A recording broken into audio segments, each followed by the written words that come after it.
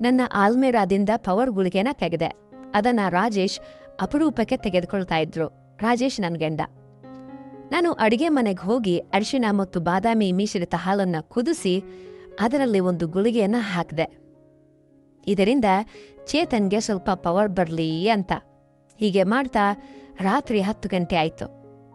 ಆಮೇಲೆ ನಾನು ಬೇಗ ಹಾಲಿನ ಲೋಟನ ತೆಗೆದುಕೊಂಡು ಚೇತನ್ ರೂಮಿಗೆ ಹೋದೆ. ಚೇತನ್ ಬಹಳ ಆತುರದಿಂದ ನನಗಾಗಿ ಕಾಯ್ತಾ ಇದ್ದ. ನಾನು ಒಳಗೆ ಬರ್ತಾ ಇದ್ದಂತೆ ಚೇತನ್ ಎದ್ದು ನಿಂತು ನನ್ನನ್ನೇ ನೋಡತೊಡಗಿದ. ಅವನು ಏನು ಮಾತನಾಡದೆ ಇದ್ದಾಗ ನಾನೇ ಕೇಳ್ದೆ, ಹೀಗೇನ್ ನೋಡ್ತಾ ಇದ್ಯಾ ಹೇಳು, ನಾನು ಹೇಗಿದ್ದೇನೆ ಅಂತ. ಅದಕ್ಕೆ ಚೇತನ್ ಸಂಕೋಚದಿಂದ, ಅತ್ತೆ, ಮನಸ್ಸು ನಿಮ್ಮನ್ನ ಈಗಲೇ ತಿಂದು ಬಿಡೋಣ ಅನ್ನಿಸ್ತಾ ಇದೆ ಅಂತ. ನಾನು ನಗತಾ ಹಾಲಿನ ಲೋಟನ ಅವನಿಗೆ ಕೊಟ್ಟು, ನನ್ನನ್ನ ತಿನ್ನೋ ಅಗತ್ಯವಿಲ್ಲ, ನೀನು ಇದನ್ನ ಕುಡಿ ಅಂತ ಹೇಳ್ದೆ. ಚೇತನ್ ಬೇಗನೆ ಲೋಟವನ್ನ ಹಿಡಿದು ಒಂದೇ ಉಸಿರಿಗೆ ಹಾಲನ್ನೆಲ್ಲ ಕುಡಿದ್ಬಿಟ್ಟ. ಹಾಲು ಕುಡಿತಾ ಇದ್ದಂತೆ, ನಮಸ್ತೆ ಸ್ನೇಹಿತರೆ, ನೀವೆಲ್ಲರೂ ಹೇಗಿದ್ದೀರಿ? ಮತ್ತೊಮ್ಮೆ ಒಂದು ಪ್ರೇರಣಾದಾಯಕ ಮತ್ತು ಸ್ಫೂರ್ತಿದಾಯಕ ಕಥೆಗೆ ನಿಮಗೆ ಸ್ವಾಗತ. ಇಂದಿನ ಕತೆ ತುಂಬಾ ರೋಮಾಂಚನಕಾರಿ ಮತ್ತು ಸ್ಫೂರ್ತಿದಾಯಕವಾಗಿದೆ. ಹೊಸ ಕತೆ. ಈ ಕಥೆಯಲ್ಲಿ ನಿಮಗೆ ತುಂಬಾ ಮಜಾ ಸಿಗಲಿದೆ. ದಯವಿಟ್ಟು ಕೊನೆಯವರೆಗೂ ಕೇಳಿ. ನಮ್ಮ ಚಾನಲ್ ಅನ್ನ ಸಬ್ಸ್ಕ್ರೈಬ್ ಮಾಡಿ. ನನ್ನ ಹೆಸರು ಸಂಗೀತ, ನಾನು ಲಾಯರ್. ನನ್ನ ವಯಸ್ಸು 27 ವರ್ಷ. ಆದರೆ ನನ್ನ ಹೃದಯ ಯಾವಾಗಲೂ ಯೌವನದಿಂದ ಕೂಡಿರುತ್ತೆ. ನನ್ನ ಎತ್ತರ ಸುಮಾರು 5 ಅಡಿ 3 ಇಂಚು. ನಾನು ಸೀರೆ ಉಟ್ಟಾಗ ಎಲ್ಲವೂ ಸ್ತಬ್ಧವಾದಂತೆ ಭಾಸವಾಗುತ್ತೆ.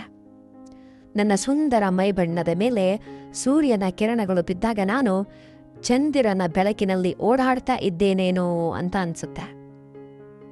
ಈಗ ನನ್ನವನಾಗಿರುವ ನನ್ನ 21 ವರ್ಷದ ಸೋದರಳಿಯ ಚೇತನ್ ಬಗ್ಗೆ ಮಾತಾಡೋಣ. ಅವನ ಮುಗ್ಧತೆ ಮತ್ತು ಉತ್ಸಾಹ ನನ್ನ ಮನಸ್ಸಿನಲ್ಲಿ ಅಲೆಗಳನ್ನೇ ಎಬ್ಬಿಸಿದೆ. ಅವನು ನನ್ನನ್ನು ನೋಡಿದಾಗ ಅವನ ಕಣ್ಣುಗಳಲ್ಲಿ ಒಂದು ವಿಶೇಷ ಹೊಳಪು ಇರುತ್ತೆ.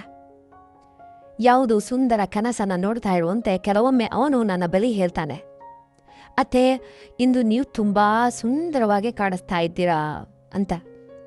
ಅದಕ್ಕಾಗಿಯೇ ನನ್ನ ಗಂಡ ಕೆಲವೊಮ್ಮೆ ಹಗಲಿನಲ್ಲಿಯೇ ನನ್ನ ಪೂಜೆ ಮಾಡಿಬಿಡ್ತಾರೆ. ನಾವು ನಗರದಲ್ಲಿ ವಾಸಿಸ್ತಾ ಇದ್ದೇವೆ. ಯಾಕಂದ್ರೆ ನನ್ನ ಗಂಡ ಸರ್ಕಾರಿ ಕೆಲಸದಲ್ಲಿದ್ದಾರೆ. ನನಗೆ 1 ವರ್ಷದ ಮಗಳು ಇದ್ದಾಳೆ. ಆದ್ದರಿಂದ ಹಾಲಿನ ಪ್ಯಾಕೆಟ್ಗಳು ದೊಡ್ಡವಾಗಿವೆ. ನಾನು ನನ್ನ ಗಂಡನ ಆಶೀರ್ವಾದ ಅಂತ ಪ್ರತಿದಿನ ತೆಗೆದುಕೊಳ್ತಾ ಇದ್ದೆ. ನಮ್ಮ ಮದುವೆಯಾಗಿ 9 ವರ್ಷಗಳಾಗಿದ್ರು ನನ್ನ ಗಂಡ ಇನ್ನೂ ನನ್ನನ್ನು ಚೆನ್ನಾಗಿ ಪ್ರೀತಿಸ್ತಾ ಇದ್ರು, ಚೆನ್ನಾಗಿ ಮಾಡ್ತಾ ಇದ್ರು. ಸಾಮಾನ್ಯವಾಗಿ ಅದರ ಬಣ್ಣ ಕಪ್ಪಗೆ ಇದ್ರೂ ನಾನು ಬಹಳ ಸ್ವಚ್ಛವಾಗಿ ಇಟ್ಕೊಳ್ತಾ ಇದ್ದೆ ಮತ್ತು ಅಪರೂಪಕ್ಕೆ ಮೇಕಪ್ ಕೂಡ ಮಾಡ್ಕೊಳ್ತಾ ಇದ್ದೆ. ಕಳೆದ ತಿಂಗಳು ನಾನು ಊಹಿಸದ ಘಟನೆಯೊಂದು ನಡೆದೋಯ್ತು. ಸಂಜೆ ನನ್ನ ಗಂಡ ರಾಜೇಶ್ ಮನೆಗೆ ಬರ್ತಾ ಇದ್ರು. ಅವರ ಗೆಳೆಯನೊಬ್ಬನ ಹುಟ್ಟುಹಬ್ಬದ ಪಾರ್ಟಿ ಇತ್ತು. ಆದ್ದರಿಂದ ಸ್ನೇಹಿತರು ಅವನಿಗೆ ಸ್ವಲ್ಪ ಕುಡಿಸಿದ್ರು. ನನ್ನ ಗಂಡನಿಗೆ ಅವರು ಬೈಕ್ನಲ್ಲಿ ಮನೆಗೆ ಮರಳುತ್ತಾ ಇದ್ರು. ಬರುವಾಗ ಅವರಿಗೆ ಅಪಘಾತ ಆಯಿತು. ಈ ಅಪಘಾತದಲ್ಲಿ ಅವರ 1 ಕಾಲು ಫ್ರ್ಯಾಕ್ಚರ್ ಆಯಿತು ಮತ್ತು ಗುಣಮುಖವಾಗೋದಕ್ಕೆ ಕನಿಷ್ಠ 6 ರಿಂದ 9 ತಿಂಗಳು ಬೇಕಾಗುತ್ತೆ ಅಂತ ಡಾಕ್ಟರ್ ಹೇಳಿದ್ರು. ಇದನ್ನು ಕೇಳಿ ನನ್ನ ಮನಸ್ಸು ಒಡೆದೋಯ್ತು. ರಾಜೇಶ್ ಅವರ ನೋವು ದೈಹಿಕವಾಗಿದ್ರೂ ನನ್ನ ಮನಸ್ಸಿನಲ್ಲಿ ಆಳವಾದ ಚಿಂತೆಯ ಸಾಗರ ಉಕ್ಕಿ ಬಂತು. ನಾನು ಅವರನ್ನ ಆಸ್ಪತ್ರೆಯಲ್ಲಿ ನೋಡಿದಾಗ ಅವರ ಕಣ್ಣುಗಳಲ್ಲಿ ನೋವಿನ ಒಂದು ಛಾಯೆ ಇತ್ತು. ನಾನು ತಕ್ಷಣ ಅವರ ಬಳಿ ಹೋಗಿ ಕೈ ಹಿಡಿದುಕೊಂಡೆ. ಇದೇ ಕಾರಣದಿಂದ ನನ್ನ ಅಕ್ಕ ಮತ್ತು ಸೋದರಳಿಯ ಚೇತನ್ ಅವರನ್ನ ನೋಡ್ಕೊಳ್ಳೋದಕ್ಕೆ ಬಂದಿದ್ರು. ನನ್ನ ಭಾವ ಮತ್ತು ಅಕ್ಕ ವಾಪಸ್ ಹೋದ್ರು. ಆದರೆ ಚೇತನ್ ಅವರನ್ನ ರಾಜೇಶ್ ಅಲ್ಲೇ ಇರಲು ಹೇಳಿದ್ರು. ಯಾಕೆಂದ್ರೆ ಅವರಿಗೆ ಸರಿಯಾಗಿ ನಿಲ್ಲೋದಕ್ಕೆ ಸಾಧ್ಯ ಆಗ್ತಾ ಇರಲಿಲ್ಲ. ರಾಜೇಶ್ಗೆ ನಾನೇ ಮಾರ್ಕೆಟೆಯಿಂದ ಸಾಮಾನು ತರೋದಕ್ಕೆ ಮತ್ತು ಹೊರಗಿನ ಕೆಲಸಗಳನ್ನ ಮಾಡಬೇಕಾಗಿತ್ತು.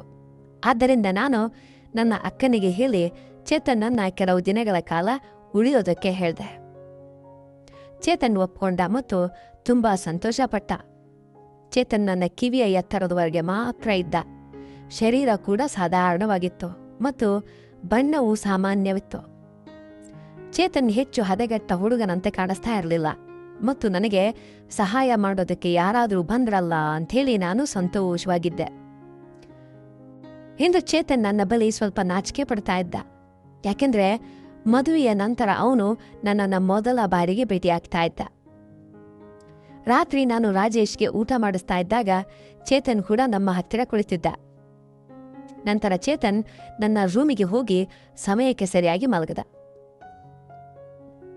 ರಾಜೇಶ್ ಮುಖದಲ್ಲಿ ಸ್ವಲ್ಪ ಸಮಾಧಾನವಿತ್ತು, ಆದರೆ ಅವರು ಇನ್ನೂ ನೋವಿನಲ್ಲಿದ್ರು. ಆಗ ನನ್ನ ಒಳಗಿನ ಭಾವನೆಗಳು ಹೊರಬಂದುವು. ನಾನು ರಾಜೇಶ್ ಬಳಿ ಕುಳಿತು ಹೇಳಿದೆ, ಅವತ್ತೆಲ್ಲ ಎಂಥ ದಿನಗಳಾಗಿದ್ವು. ನೀವು ಪ್ರತಿದಿನ ನನ್ನ ಹೂವನ್ನ ಹೊಡೆಯುತ್ತಿದ್ರೆ. ರಾಜೇಶ್ ಇದನ್ನ ಕೇಳಿ ಮುಗುಳ್ನಕ್ಕೋ, ಏನಾಯ್ತು ನನ್ನ ರಾಣಿ, ಇಂದು ಪೂರ್ತಿ ಮಜಾದಲ್ಲಿರುವಂತೆ ಕಾಣಿಸ್ತಾ ಇದೆಯಾ ಅಂತಂದ್ರು. ನಾನು ಹೇಳ್ದೆ, ಇಲ್ಲ ರೀ, ನಿಮಗೆ ತಮಾಷೆ ಅಂತ ಅನ್ನಿಸ್ತಾ ಇದೆ, ಆದರೆ ಇಲ್ಲಿ ನನ್ನ ಸ್ಥಿತಿ ಕೆಟ್ಟದಾಗಿದೆ. ನಿಜ ಹೇಳ್ಬೇಕಂದ್ರೆ ಈ ಸ್ಥಿತಿ ನನ್ನನ್ನು ಹೈರಾಣಾಗಿಸ್ತೆ. ನನ್ನ ಗಂಡ ಹೇಳಿದ್ರು, ಸಂಗೀತ, ನಿನ್ನ ನೋವು ನನಗೆ ಅರ್ಥ ಆಗುತ್ತೆ, ನನಗೂ ತುಂಬ ಮನಸ್ಸಾಗುತ್ತೆ, ಆದರೆ ಏನು ಮಾಡಲಿ, ನನಗೆ ಸರಿಯಾಗಿ ನಿಲ್ಲೋದಕ್ಕೆ ಕೂಡ ಸಾಧ್ಯ ಇಲ್ಲ. ಇನ್ನೂ ಕೆಲವು ದಿನಗಳನ್ನು ಕಳೆದು ಬಿಡು, ಆಮೇಲೆ ನೋಡು ನಾನು ಈ ಹೂವಿಗೆ ಏನು ಮಾಡ್ತೇನೆ ಅಂಥೇಳಿ. ಆಗ ನಾನು ಹೇಳ್ದೆ, ಕೆಲವು ದಿನಗಳಲ್ಲ, ಪ್ಲಾಸ್ಟರ್ ತೆಗೆಯೋದಕ್ಕೆ ಇನ್ನೂ ಪೂರ್ತಿ 6 ತಿಂಗಳು ಬಾಕಿ ಇದೆ. ನನ್ನ ಸ್ಥಿತಿ 1 ತಿಂಗಳಲ್ಲೇ ಹೀಗಾಗೋಗ್ಬಿಟ್ಟಿದೆ. ಮುಂದೆ ದಿನಗಳು ಹೇಗೆ ಕಳೆಯುತ್ತೇವೋ ತಿಳಿಯೋದೇ ಇಲ್ಲ. ನನ್ನ ಗಂಡ ನನ್ನ ಬೇಸರ ದೂರ ಮಾಡೋದಕ್ಕೆ ಹೇಳಿದ್ರು. ಸರಿ, ಅದಿಲ್ಲದಿದ್ರೆ ಪರವಾಗಿಲ್ಲ, ಹಾಲನ್ನಾದರೂ ಕುಡಿಸು ಅಂತ. ಡಾಕ್ಟ್ರು ಕೂಡ ಹೇಳಿದ್ದಾರೆ ಹಾಲನ್ನು ಕುಡಿಯೋದಕ್ಕೆ ಅಂತ. ಆಗ ನಾನು ಹೇಳ್ದೆ, ನಗತಾ ಹೇಳ್ದೆ, ಅದು ಕೂಡ ನಿಮ್ಮ ಹಣೆ ಬರೋದಿರಲಿಲ್ಲ, ಯಾಕಂದ್ರೆ ನಿಮ್ಮ ಪುಟ್ಟ ಮಗಳು ಕುಡಿದ್ಬಿಟ್ಟಿದ್ದಾಳೆ. ನಾವಿಬ್ರು ಜೋರಾಗಿ ನಗತೊಡಗಿದ್ವಿ. ನನ್ನ ಗಂಡ ನನ್ನನ್ನು ಸಂತೋಷವಾಗಿಡೋದಕ್ಕೆ ಪೂರ್ತಿ ಪ್ರಯತ್ನಿಸ್ತಾ ಇದ್ರು, ಆದರೆ ನನಗೆ ಏನೋ ಎಲ್ಲವೂ ವ್ಯರ್ಥ ಅನ್ನಿಸ್ತಾ ಇತ್ತು. ಸ್ವಲ್ಪ ಸಮಯದ ನಂತರ ರಾಜೇಶ್ ಮಲಗಿದ್ರು, ಯಾಕಂದ್ರೆ ಅವರ ಔಷಧಿಗಳಲ್ಲಿ ನಿದ್ರೆ ಮಾತ್ರೆಗಳಿದ್ವು, ಆದರೆ ನನಗೆ ನಿದ್ದೆ ಎಲ್ಲಿ ಬರ್ತಾ ಇತ್ತು. ಆದ್ದರಿಂದ ನಾನು ಚೇತನ್ ಮಲಗಿದಾನೋ ಇಲ್ಲೋ ಅಂಥೇಳಿ ನೋಡೋದಕ್ಕೆ ಹೋದೆ. ಆದರೆ ಚೇತನ್ ಇನ್ನೂ ಎಚ್ಚರವಾಗಿದ್ದ ಮತ್ತು ಮೊಬೈಲ್ ನೋಡ್ತಾ ಇದ್ದ. ನಾನು ಅವನ ರೂಮಿಗೆ ಹೋಗಿ ಹೇಳ್ದೆ, ಏನಾಯ್ತು ಚೇತನ್, 11 ಗಂಟೆ ಆಗಿದೆ, ನೀನಿನ್ನೂ ಮಲಗಿಲ್ವಾ, ನಿನ್ನ ಮನಸ್ಸು ಇಲ್ಲಿ ಸರಿಯಾಗಿ ಬರ್ತಾ ಇಲ್ವೇನೋ ಅಂತಂದೆ. ಚೇತನ್ ಎದ್ದು ಕೂತು ಹೇಳ್ದ, ಇಲ್ಲ ಅತ್ತೆ, ಹಾಗೇನಿಲ್ಲ, ಸುಮ್ಮನೆ ಫೋನ್ ನೋಡ್ತಾ ಲೇಟ್ ಆಯ್ತು ಅಂತ. ನಂತರ ಹೇಳ್ದ, ಅತ್ತೆ ನೀವು ಕೂಡ ಮಲಗಿಲ್ವಲ್ಲ. ನಾನು ಹೇಳ್ದೆ, ನನಗೆ ಇತ್ತೀಚೆಗೆ ನಿದ್ದೆನೇ ಬರೋದಿಲ್ಲ ಚೇತನ್. ಕೇಳ್ದೆ, ಯಾಕೆ, ಏನಾಯ್ತು ಅಂತ. ನಾನು ನಗ್ತಾ ಹೇಳ್ದೆ, ಇಲ್ಲ, ಅದನ್ನು ನಿನಗೆ ಹೇಳೋದಕ್ಕೆ ಸಾಧ್ಯ ಇಲ್ಲ, ನಿನಗೆ ಮದುವೆಯಾದಾಗ ನಿನಗೆ ತಿಳಿಯುತ್ತೆ ಅಂತ. ನನ್ನ ಬಾಯಿಂದ ಇದನ್ನು ಕೇಳಿದ ಚೇತನ್ ತನ್ನ ನೋಟವನ್ನು ಕೆಳಗಿಳಿಸಿ ಒಳಗೊಳಗೆ ನಗತೊಡಗದ. ಆಗ ನಾನು ಹೇಳ್ದೆ, ಅರೆ, ನೀನು ಇಷ್ಟೊಂದು ಸಣ್ಣ ವಿಷಯಕ್ಕೆ ಯಾಕೆ ನಾಚಿಕೆ ಪಡ್ತಾ ಇದ್ಯಾ? ಸರಿ ಹೇಳು, ಈವರೆಗೆ ಯಾವುದಾದ್ರೂ ಹುಡುಗಿನ ಪಟಾಯಿಸಿದ್ಯಾ ಇಲ್ವಾ ಅಂತ. ಚೇತನ್ ಏನೂ ಹೇಳಲಿಲ್ಲ, ಅವನಿನ್ನೂ ನಾಚಿಕೆಯಲ್ಲಿ ಇದ್ದ. ಆಗ ನಾನು ಅವನ ಕೈಯನ್ನ ಹಿಡಿದು ಹೇಳ್ದೆ, ಅರೆ ಹುಚ್ಚ, ನಿಮ್ಮ ಅತ್ತೆ ಹತ್ತಿರ ಇಷ್ಟೊಂದು ನಾಚಿಕೆ ಪಡಬೇಡ ಕಣೋ. ಅವನು ತುಂಬ ಮೆಲ್ಲಗೆ ಹೇಳಿದ, ಅತ್ತೆ ನಿಜ ಹೇಳ್ಬೇಕಂದ್ರೆ ಇಂತಹ ಮಾತುಗಳನ್ನು ನಾನು ಈವರೆಗೆ ನನ್ನ ಗೆಳೆಯರೊಂದಿಗೆ ಮಾತಾಡಿಲ್ಲ. ನಾನು ಹೇಳ್ದೆ, ಸರಿ, ನನ್ನನ್ನು ನೀನು ಫ್ರೆಂಡ್ ಅಂತ ತಿಳ್ಕೊ, ಗೆಳೆಯನಂತೆಲ್ಲ ತಿಳ್ಕೊ, ಯಾಕಂದ್ರೆ ನನಗೆ ಇಂತಹ ಮಾತುಗಳನ್ನು ಆಡೋದಕ್ಕೆ ತುಂಬ ಮಜಾ ಬರುತ್ತೆ. ಚೇತನ್ ಹೇಳ್ದ, ಹೌದು ಅತ್ತೆ, ಒಬ್ಬಳು ಇದ್ಳು, ಆದರೆ ಅವಳಿಗ ನನ್ನ ಜೊತೆಗಿನ ಸ್ನೇಹವನ್ನು ದೂರ ಮಾಡ್ಕೊಂಡಿದ್ದಾಳೆ. ನಾನು ಕೇಳ್ದೆ, ನೀನು ಅವಳಿಗೆ ಸರಿಯಾಗಿ ಹೊಡೆದಿದ್ಯಾ ಅಲ್ವೇ ಅಂತ. ಚೇತನ್ ಹೇಳ್ದ, ಇಲ್ಲ ಅತ್ತೆ, ನಿಜ ಹೇಳ್ಬೇಕಂದ್ರೆ ನಾನು ಅವಳನ್ನ ಸರಿಯಾಗಿ ಮುಟ್ಟಿಯೂ ಇಲ್ಲ ಅಂತ. ಅಯ್ಯೋ, ನಾನು ಮುಖ ಸೊಟ್ಟೆಗೆ ಮಾಡಿ ಹೇಳ್ದೆ, ನೀನು ತುಂಬ ಮುಗ್ಧ ಚೇತನ್. ಸರಿ ಪರವಾಗಿಲ್ಲ, ಈಗ ನೀನು ನನ್ನ ಬಳಿ ಬಂದಿದ್ಯಾ, ನಾನು ನಿನಗೆ ಎಲ್ಲವನ್ನ ಕಲಿಸ್ಕೊಡ್ತೇನೆ ಅಂತ. ನಾನು ಮಾತಾಡ್ತಾ ಚೇತನ್ನ ರೂಮ್ನಲ್ಲೇ ಮಲ್ಕೊಂಡ್ಬಿಟ್ಟೆ. ಬೆಳಗ್ಗೆ ಕಣ್ಣು ಬಿಟ್ಟಾಗ ಚೇತನ್ ಬೆಡ್ ಮೇಲೆ ಕುಳಿತು ನನ್ನನ್ನು ನೋಡ್ತಾ ಇದ್ದ. ನಾನು ಎದ್ದ ತಕ್ಷಣ ಚೇತನ್ ನನಗೆ ಗುಡ್ ಮಾರ್ನಿಂಗ್ ಹೇಳ್ದ. ಏನ್ ಮಾಡ್ತಾ ಇದ್ಯಾ ಅಂತ ಕೇಳಿದಾಗ ಅವನು ಹೇಳ್ದ, ಅತ್ತೆ, ನೀವು ನಿಜವಾಗಿಯೂ ತುಂಬಾ ಸುಂದರವಾಗಿದ್ದೀರಿ. ನಾನು ನಗತಾ ಹೇಳ್ದೆ, ಓಹೋ, ಹಾಗಾದ್ರೆ ನೀನು ಬೆಳಗ್ಗೆ ಸುಂದರ ದೃಶ್ಯವನ್ನ ನೋಡ್ತಾ ಇದ್ಯಾ? ರಾತ್ರಿ ಮಾತ್ರ ತುಂಬಾ ನಾಚಿಕೆ ಪಡ್ತಾ ಇದ್ದೆ. ಚೇತನ್ ನಗತಾ ಹೇಳ್ದ, ಅತ್ತೆ, ನೀವು ಬೇಜಾರು ಮಾಡ್ಕೊಳ್ದಿದ್ರೆ ಒಂದು ಮಾತು ಕೇಳ ಅಂತ. ನಾನಂದೆ, ಅರೆ ಹುಚ್ಚ, ನಾನು ಯಾಕೆ ಬೇಜಾರು ಮಾಡ್ಕೊಳ್ಳಿ, ಕೇಳು, ಏನು ಕೇಳಬೇಕು ಅಂತ. ನನ್ನ ಚೇತನ್ ನನ್ನ ಬಳಿ ಕೇಳ್ದ, ಅತ್ತೆ ನಿಜ ಹೇಳಿ, ಈ 2 ಕೆಜಿ ತೂಕ ಹೊತ್ತು ತಿರುಗ್ತಿರಲ್ಲ, ನಿಮಗೆ ಭಾರ ಅನ್ಸೋದಿಲ್ವೇ ಅಂತ. ಅವನ ಮಾತನ್ನ ಕೇಳಿ ನನಗೆ ನಗು ತಡೆಯೋದಕ್ಕೆ ಆಗಲಿಲ್ಲ. ಇದರ ನಂತರ ಚೇತನ್ ನನ್ನೊಂದಿಗೆ ಸಾಕಷ್ಟು ಮುಕ್ತವಾಗಿ ಬೆರೆತ ಮತ್ತು ಈಗ ಅವನು ಹೆಚ್ಚಿಗೂ ನಾಚಿಕೆ ಪಡ್ತಾ ಇರಲಿಲ್ಲ. ಇದರಿಂದ ನನಗೂ ಸಂತೋಷವಾಯಿತು, ಯಾಕಂದ್ರೆ ನನ್ನ ಸಮಯ ಕೂಡ ಚೆನ್ನಾಗಿ ಕಳೀತಾ ಆಯಿತು. ಚೇತನ್ ಬಂದು 11ರಿಂದ 12-13 ತಿಂಗಳು ಕಳೆದಿದ್ವು. ಅವನು ನನ್ನೊಂದಿಗೆ ತುಂಬಾ ಬೆರೆತು ಹೋಗಿದ್ದ. ಅವನು ಹೊರಗಿನ ಎಲ್ಲಾ ಕೆಲಸಗಳನ್ನ ಮಾಡ್ತಾ ಇದ್ದ, ಮಾರುಕಟ್ಟೆಯಿಂದ ಸಾಮಾನು ತರ್ತಾ ಇದ್ದ ಮತ್ತು ತನ್ನ ಮಾವನನ್ನ ಹೊರಗಡೆ ಕರೆದುಕೊಂಡು ಹೋಗ್ತಾ ಇದ್ದ. ನನ್ನ ಸೇವೆಯನ್ನು ಕೂಡ ಬಹಳವಾಗಿ ಮಾಡತೊಡಗಿದ್ದ. ಸಂಜೆ ನನ್ನ ತಲೆ ಒತ್ತುತ್ತಾ ಇದ್ದ ಮತ್ತು ಕೆಲವೊಮ್ಮೆ ನನ್ನ ಶರೀರಕ್ಕೂ ವಿಶ್ರಾಂತಿ ನೀಡುತ್ತಾ ಇದ್ದ.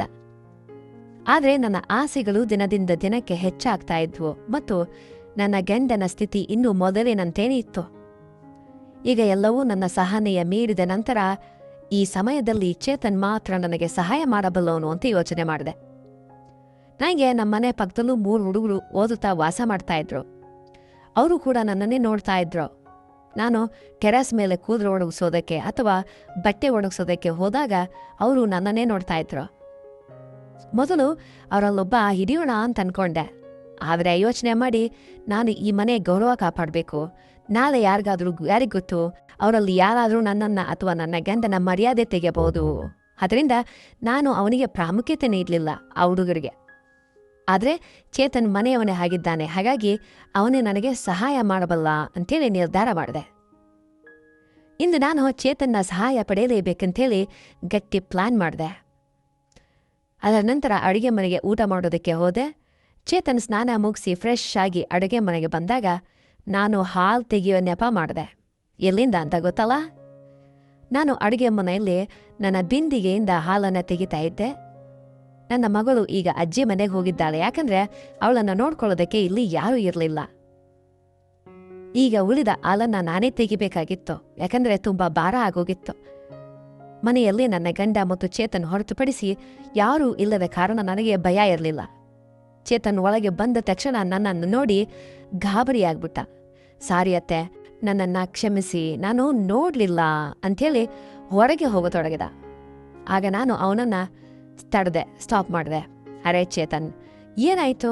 ಪರವಾಗಿಲ್ಲ, ಒಳಗೆ ಬಾ ಚೇತನ್ ಅಂತ ಹೇಳ್ದೆ. ಅರೆ ಅತ್ತೆ, ನೀವು ಈ ಸ್ಥಿತಿಯಲ್ಲಿ ಇರುವಾಗ ನಾನು ಹೇಗೆ ಒಳಗೆ ಬರಲಿ ಅಂತ ನಾನು ಹೇಳ್ದೆ. ಹಾಗೆ ಹೀಗೆ ಅನ್ಬೇಡ, ಬೇಗ ಬಂದು ನನಗೆ ಹೆಲ್ಪ್ ಮಾಡು, ಒಬ್ಬಳಿಗೆ ತೆಗೆಯೋದಕ್ಕೆ ಕಷ್ಟ ಆಗ್ತಾ ಇದೆ ಅಂತ. ಚೇತನ್ನ ಮನಸ್ಸು ಕೂಡ ಇತ್ತು, ಆದರೆ ನಾನು ಅವನ ಅತ್ತೆಯಾಗಿದ್ರಿಂದ ಅವನು ಸ್ವಲ್ಪ ಸಂಕೋಚ ಅನುಭವಿಸ್ತಾ ಇದ್ದ. ನಂತರ ನಾನು ಹೇಳ್ದೆ, ಅರೆ ಇಷ್ಟೇನು ನಾಚಿಕೆ ಪಡ್ತಾ ಇದೆಯಾ, ಈಗ ಬೇಗ ಬಾ ಮತ್ತು ನನಗೆ ಸಹಾಯ ಮಾಡು ಅಂತ. ಮೆಲ್ಲಗೆ ಚೇತನ್ ಅಡಿಗೆ ಮನೆಗೆ ಬಂದ ಮತ್ತು ಹತ್ತಿರ ಬಂದು ನಿಂತ. ಅವನು ನನ್ನನ್ನೇ ನೋಡ್ತಾ ನಿಂತುಬಿಟ್ಟ. ಆಗ ನಾನು ಹೇಳ್ದೆ, ಹೀಗೇನು ಗುರಾಯಿಸ್ತಾ ಇದ್ಯಾ, ನೀವರೆಗೆ ನೋಡಿಲ್ವೇ? ಚೇತನ್ ಹೇಳ್ದ, ತಾಯಿ ಮೇಲಾಣೆ ಅತ್ತೆ, ನನಗೆ ಹೇಗಾಗ್ತಾ ಇದೆ ಅಂತ ಹೇಳೋದಕ್ಕೆ ಸಾಧ್ಯನೇ ಇಲ್ಲ, ತುಂಬಾ ಚೆನ್ನಾಗಿದೆ ಅತ್ತೆ. ನಾನು ಹೇಳ್ದೆ ಹೊಗಳೋದನ್ನ ಬಿಡು. ನಾನು ಹೇಳ್ದೆ ಹೊಗಳೋದನ್ನ ಬಿಡು ಮತ್ತು ಇಲ್ಲಿ ನನಗೆ ಸಹಾಯ ಮಾಡು ಅಂತ. ಆಗ ಚೇತನ್ ಹೇಳ್ದ, ಅತ್ತೆ ನನಗೆ ಹೇಗೆ ಮಾಡಬೇಕು ಅಂತ ಗೊತ್ತಿಲ್ಲ. ಆಗ ನಾನು ಹೇಳ್ದೆ, ಅರೆ ಹುಚ್ಚ, ಇದರಲ್ಲಿ ಏನೂ ಮಾಡಬೇಕಿಲ್ಲ, ಇದೀಕೋ ಹಿಡ್ಕೋ ಮತ್ತು ಮೆಲ್ಲಗೆ ಒತ್ತು. ಸ್ವಲ್ಪ ಸಮಯದ ನಂತರ ಚೇತನ್ನ ಸಹಾಯದ ಕೈಗಳು ವೇಗವಾದವು, ಜೋರಾಗಿ ಒತ್ತೋದಕ್ಕೆ ಸ್ಟಾರ್ಟ್ ಮಾಡ್ದ. ನಾನು ಮುಂದೆ ಬಾಗಿ ಸರಿಯಾಗಿ ಕೆಲಸ ಮಾಡೋ ಸಮಯ ಬಂದಿದೆ ಅಂತ ಯೋಚನೆ ಮಾಡಿದೆ. ಆದರೆ ನಾನು ಬಾಗುವಷ್ಟರಲ್ಲಿ ಚೇತನ್ ಕೆಲಸ ಮೊದಲೇ ಮುಗಿದೋಗ್ಬಿಡ್ತು, ಎಲ್ಲ ಹೊರಗೆ ಬಂದ್ಬಿಡ್ತು, ಹೊರಗೆ ಚೆಲ್ಬಿಡ್ತು. ಇದನ್ನು ನಾನು ನೋಡಿದೆ. ಅದನ್ನು ನೋಡಿ ನನ್ನ ಮನಸ್ಸಿಗೆ ತುಂಬ ಬೇಜಾರಾಯಿತು, ಆದರೆ ನಗು ಕೂಡ ಬಂತು. ನಾನು ಕೋಪದಿಂದ ಚೇತನನ್ನ ಹೊಡೆಯುತ್ತಾ ಹೇಳ್ದೆ, ಇದೇನು ಮಾಡಿದ್ಯೋ ಹುಚ್ಚ, ನೀನು ಶುರುವಾಗೋ ಮೊದಲೇ ಮುಗಿಸ್ಬಿಟ್ಟಿಯಲ್ಲ. ಇದಾದ ನಂತರ ಚೇತನ್ನ ಒಂದು ಅಮಲು, ಆ ಒಂದು ಮಜಾ ಇಳಿದಾಗ ಅವನು ಗಾಬರಿಯಿಂದ ಹೇಳ್ದ, ಸಾರಿ ಅತ್ತೆ, ಸಾರಿ, ನಾನಿಂಥ ಕೆಲಸವನ್ನ ಈ ಮೊದಲು ಮಾಡಿರಲಿಲ್ಲ, ಅದರಿಂದ ಹೇಗಾಯಿತು, ನಾನು ಈಗಲೇ ಹೋಗಿ ಸ್ವಚ್ಛ ಮಾಡಿ ಬರ್ತೇನೆ ಅಂತ. ಅವನು ನನ್ನ ಒಂದು ಮಾತನ್ನು ಕೇಳದೆ ತಕ್ಷಣ ಅಡುಗೆ ಮನೆಯಿಂದ ಓಡೋದ. ನಾನು ಅವನನ್ನು ಹೆಚ್ಚೊತ್ತು ತಡೆಯೋದಕ್ಕೆ ಪ್ರಯತ್ನಿಸ್ತಿರ್ಲಿಲ್ಲ, ಯಾಕಂದರೆ ಇದು ಅವನಿಗೆ ಅಷ್ಟು ಸುಲಭವಾಗಿರಲಿಲ್ಲ ಅಂತೇಳಿ ನಾನು ಅರ್ಥ ಮಾಡ್ಕೊಂಡಿದ್ದೆ. ಫಸ್ಟ್ ಟೈಮ್ ಅಲ್ವಾ ಅವನಿಗೆ. ಈ ಗದ್ದಲದಲ್ಲಿ ಇಂದು ಊಟನೇ ತಡವಾಗಿತ್ತು. ಆದ್ದರಿಂದ ನಾನು ಬೇಗ ಊಟವನ್ನು ತಯಾರಿಸಿ ರಾಜೇಶ್ ಅವರ ಕೋಣೆಗೆ ನೀಡೋದಕ್ಕೆ ಹೋದೆ. ರಾಜೇಶ್ ಕೂಡ ಕೂತ್ಕೊಂಡು ಊಟಕ್ಕಾಗಿ ಕಾಯ್ತಾ ಇದ್ರು. ರಾಜೇಶ್ ಪೂರ್ತಿ ನೇರ ಮತ್ತು ಸರಳ ಸ್ವಭಾವದ ಮನುಷ್ಯ. ಅವರು ನನ್ನ ಬಗ್ಗೆ ತುಂಬ ಕಾಳಜಿ ವಹಿಸ್ತಾರೆ. ನಾನು ಅವರಿಗೆ ಊಟ ತಂದಾಗ ಪೂರ್ತಿ ಬೆವರಿನಿಂದ ನೆನೆದು ಬಿಟ್ಟಿದ್ದೆ. ನನ್ನನ್ನು ನೋಡಿ ಅವ್ರು ಹೇಳಿದ್ರು, ಇಷ್ಟೊಂದು ಅವಸರ ಯಾಕೆ ಮಾಡ್ತೀಯ ಸಂಗೀತ, ಮೆಲ್ಲಗೆ ಕೆಲಸ ಮಾಡಬಾರ್ದೆ, ನೋಡು ನಿನ್ನ ಸ್ಥಿತಿ ಹೇಗಾಗಿದೆ ಅಂತೇಳಿ. ಆಗ ನಾನು ಅವ್ರನ್ನ ಕೆಣಕುತ್ತಾ ಹೇಳಿದೆ, ಇದೇನೂ ಇಲ್ಲ, ನೀವು ಕೆಲಸ ಮಾಡುವಾಗ ನನ್ನ ಸ್ಥಿತಿ ಇದಕ್ಕಿಂತ ಕೆಟ್ಟದಾಗಿರುತ್ತೆ ಅಂತಂದರೆ ನೀವು ಮಾಡೋವಾಗ ನನ್ನ ಪರಿಸ್ಥಿತಿ ಇದಕ್ಕಿಂತ ಕೆಟ್ಟದಾಗಿರುತ್ತೆ ಅಂಥೇಳಿ. ನಾನು ನಿಮ್ಮನ್ನು ನಿಲ್ಲಿಸೋದಕ್ಕೆ ಹೇಳಿದ್ರು ನೀವು ನೋ ಅಂಥೇಳಿ ನಿಮ್ಮ ಸ್ಪೀಡನ್ನು ಡಬಲ್ ಮಾಡ್ತೀರಿ, ಅಷ್ಟೊಂದು ಜೋರಾಗಿ ಮಾಡ್ತೀರಿ. ನನ್ನ ಬಾಯಿಂದ ಇದನ್ನು ಕೇಳಿ ನನ್ನ ಗಂಡ ಮುಗುಳ್ಳಕ್ಕೂ, ನೀನು ಕೂಡ ಸಂಗೀತ ಎಲ್ಲಿಯ ಮಾತನ್ನ ಎಲ್ಲಿಗೆ ತರ್ತೀಯಾ ಅಂತಂದ್ರು. ನಂತರ ರಾಜೇಶ್ ಊಟ ಮಾಡಿದ್ರು ಮತ್ತು ನಾನು ಅವನಿಗೆ ಔಷಧಿಯನ್ನ ಕೊಟ್ಟೆ. ಔಷಧಿ ತೆಗೆದುಕೊಂಡ ನಂತರ ರಾಜೇಶ್ಗೆ ನಿದ್ದೆ ಬಂತು ಮತ್ತು ಅವರು ವಿಶ್ರಾಂತಿ ಪಡೆಯಲಾರಂಭಿಸಿದ್ರು. ನಾನು ಸಾಕಷ್ಟು ಸುಸ್ತಾಗೋಗ್ಬಿಟ್ಟಿದ್ದೆ. ಆದ್ದರಿಂದ ನಾನು ಸ್ನಾನ ಮಾಡಿ ಫ್ರೆಶ್ ಆದೆ. ನಂತರ ನಾನು ಚೇತನ್ನ ಕೋಣೆಗೆ ಅವನನ್ನು ನೋಡೋದಕ್ಕೆ ಹೋದಾಗ ಅವನು ಕೂಡ ಮಲಗಿದ್ದ. ನಂತರ ನಾನು ಬಂದು ವಿಶ್ರಾಂತಿ ಪಡೆದೆ. ಸಂಜೆ ನಾನು ಚೇತನ್ಗೆ ಚಹಾ ಕೊಡೋದಕ್ಕೆ ಹೋದಾಗ ಅವನು ಕುಳಿತು ಫೋನನ್ನು ಬಳಸ್ತಾ ಇದ್ದ. ನನ್ನನ್ನು ನೋಡಿ ಅವನ ಮುಖದಲ್ಲಿ ನಗು ಬಂತು. ನಾನು ಅವನನ್ನು ನೋಡಿ ನಗುತ್ತಾ ಕೇಳಿದೆ, ಏನ್ ವಿಷಯ ಚೇತನ್, ಇವತ್ತು ನೀನು ತುಂಬ ಸೋಮಾರಿಯಾದಂತೆ ಕಾಣಿಸ್ತಾ ಇದೆಯಾ? ಚೇತನ್ ಹೇಳ್ದ, ಅತ್ತೆ, ನಾನು ಮೊದಲ ಬಾರಿಗೆ ಅಂತಹ ಕೆಲಸದ ಅನುಭವ ಪಡೆದೆ. ದಯವಿಟ್ಟು ನೀವು ಬೇಜಾರು ಮಾಡ್ಕೊಳ್ಬೇಡಿ. ನಿಜ ಹೇಳ್ತೀನಿ, ನನ್ನಿಂದ ಕೆಲಸ ಮಾಡೋದಕ್ಕೆ ಸಾಧ್ಯವಾಗಲಿಲ್ಲ. ಆಗ ನಾನು ಅವನನ್ನು ತಡೆಯುತ್ತಾ ಹೇಳ್ದೆ, ಅರೆ ತಡ್ಡ, ನಾನು ಯಾವಾಗ ಬೇಜಾರು ಮಾಡಿಕೊಂಡೆ? ನಿಜ ಹೇಳಬೇಕಂದ್ರೆ ನನಗೂ ಚೆನ್ನಾಗಿ ಅನ್ನಿಸ್ತಾ ಇತ್ತು. ಇದಾದ ನಂತರ ನಾನು ಚೇತನ್ಗೆ ಚಹಾ ನೀಡಿ ಅವನ ಜೊತೆ ಕುಳಿತು ಕುಡಿಯತೊಡಗಿದೆ. ನಾವು ಮಾತಾಡತೊಡಗಿದ್ವು. ಇಂದು ಚೇತನ್ನ ಬಾಯಿಂದ ನನಗಾಗಿ ಕೇವಲ ಹೊಗಳಿಕೆಗಳು ಬರ್ತಾ ಇದ್ವು. ಅವನು ನನ್ನನ್ನು ಹೊಗಳ್ತಾನೇ ಇದ್ದ, ಅತ್ತೆ ನೀವು ತುಂಬ ಒಳ್ಳೆಯವರು, ನಾನು ಇಡೀ ಜೀವನ ನಿಮ್ಮ ಮನೆಯಲ್ಲೇ ಇರಬೇಕು ಅಂತ ಯೋಚನೆ ಮಾಡ್ತಾ ಇದ್ದೇನೆ. ಈ 13 ದಿನಗಳಲ್ಲಿ ನನಗೆ ಸ್ವರ್ಗದಂತಹ ಅನುಭವ ಆಗಿದೆ, ಅದರಲ್ಲೂ ನಿಮ್ಮ ಸೌಂದರ್ಯ. ನಾನು ನಗುತ್ತಾ ಹೇಳ್ದೆ, ಇಂದು ನಿನ್ನ ಬಾಯಿಂದ ಕೇವಲ ಹೊಗಳಿಕೆಗಳೇ ಬರ್ತಾ ಇದ್ದಾವೆ ಚೇತನ್ ಅಂತ. ನನ್ನ ಕೈ ಹಿಡಿದು ಹೇಳ್ದ, ನೀವು ಸರಿಯಾಗಿ ಹೇಳ್ತಾ ಇದ್ದೀರಾ ಅತ್ತೆ, ಈಗ ನೀವು ಕೂಡ ನನ್ನ ಕೆಲಸದಲ್ಲಿ ನನಗೆ ಸಹಾಯ ಮಾಡಬೇಕು. ಈಗ ನೀವು ನನ್ನ ಮಾತನ್ನು ಕೇಳಲೇಬೇಕು.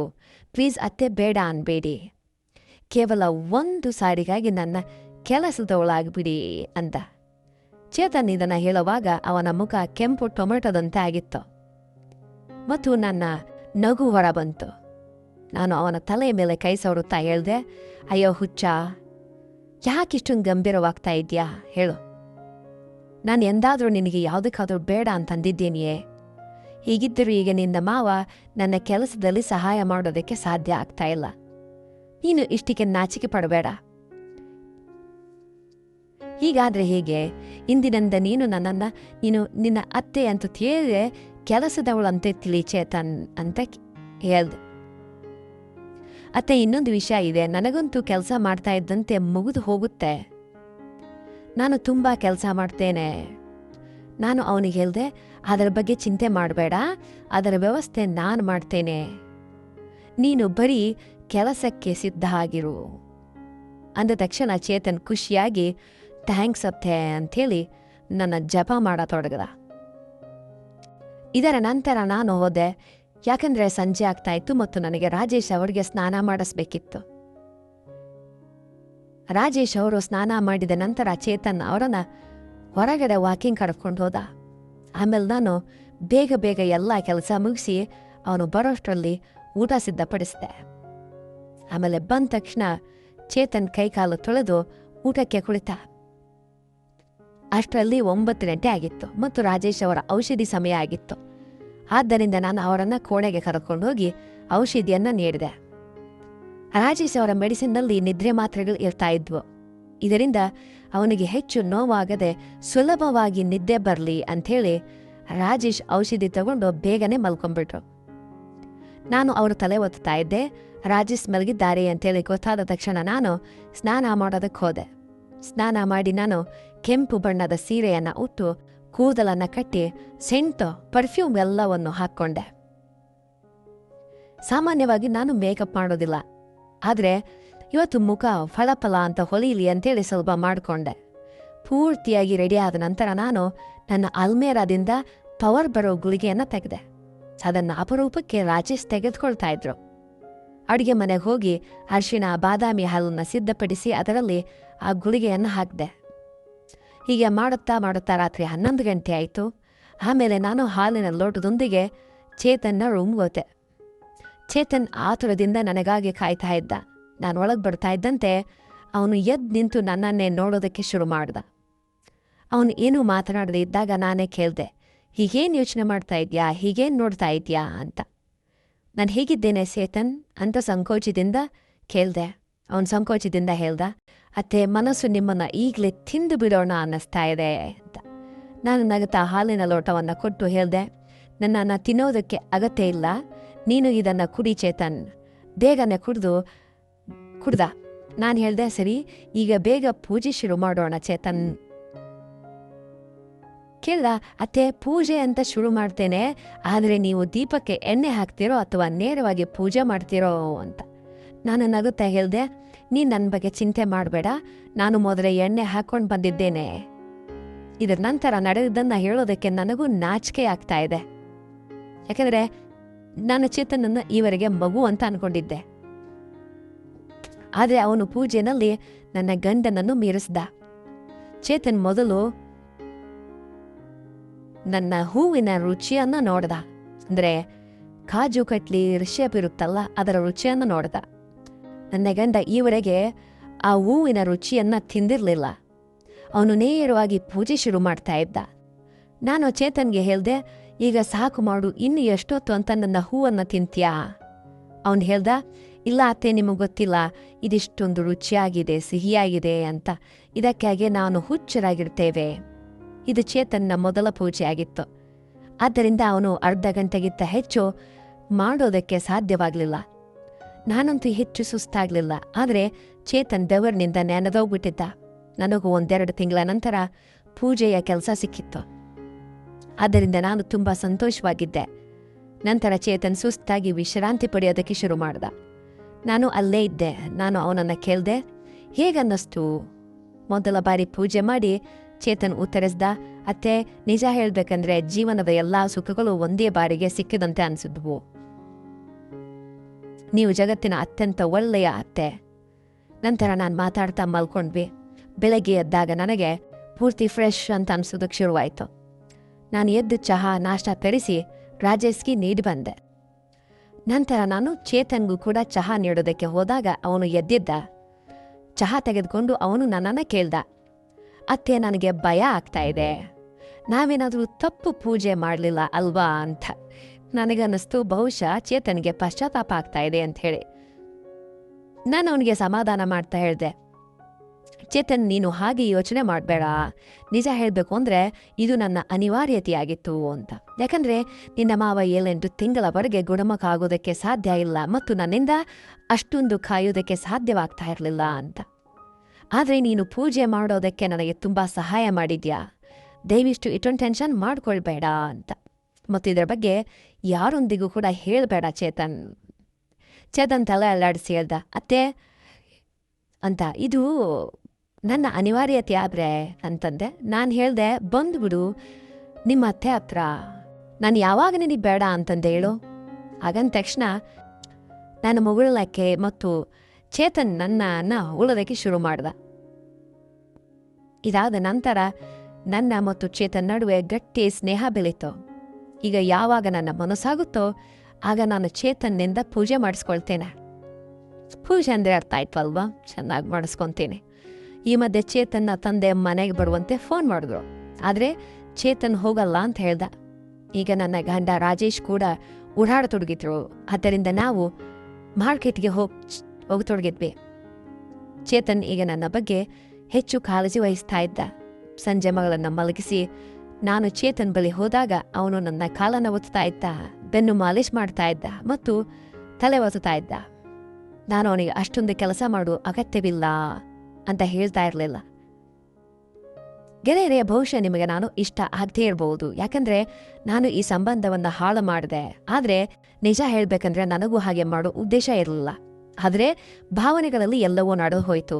ಆದ್ದರಿಂದ ದಯವಿಟ್ಟು ನೀವು ಅರ್ಥ ಮಾಡಿಕೊಳ್ಳಲು ಪ್ರಯತ್ನಿಸಿ. ಈ ಕಥೆಯ ಶಿಕ್ಷಣ ಏನಂದ್ರೆ ನಮ್ಮ ಜೀವನದಲ್ಲಿ ಜವಾಬ್ದಾರಿಯು ಕೇವಲ ವೈಯಕ್ತಿಕ ಲಾಭಕ್ಕಾಗಿ ಬದುಕುವುದಲ್ಲ, ಪ್ರೀತಿ ಪಾತ್ರರ ಆರೈಕೆ ಮಾಡುವುದು ಆಗಿದೆ. ಸಂಬಂಧಗಳಲ್ಲಿ ಪ್ರಾಮಾಣಿಕ ಮತ್ತು ಪರಸ್ಪರ ನಂಬಿಕೆ ಇರಬೇಕು. ಈ ಕತೆ ಇಷ್ಟ ಆಗಿದ್ರೆ ದಯವಿಟ್ಟು ಲೈಕ್ ಮಾಡಿ, ಸಬ್ಸ್ಕ್ರೈಬ್ ಮಾಡಿ. ಮತ್ತೊಂದು ಕಥೆಯೊಂದಿಗೆ ಭೇಟಿಯಾಗೋಣ. ಧನ್ಯವಾದಗಳು. ಥ್ಯಾಂಕ್ ಯು ಪ್ರಿಯ ರಸಿಕರೇ, ದಯವಿಟ್ಟು ಸಬ್ಸ್ಕ್ರೈಬ್ ಮಾಡಿ.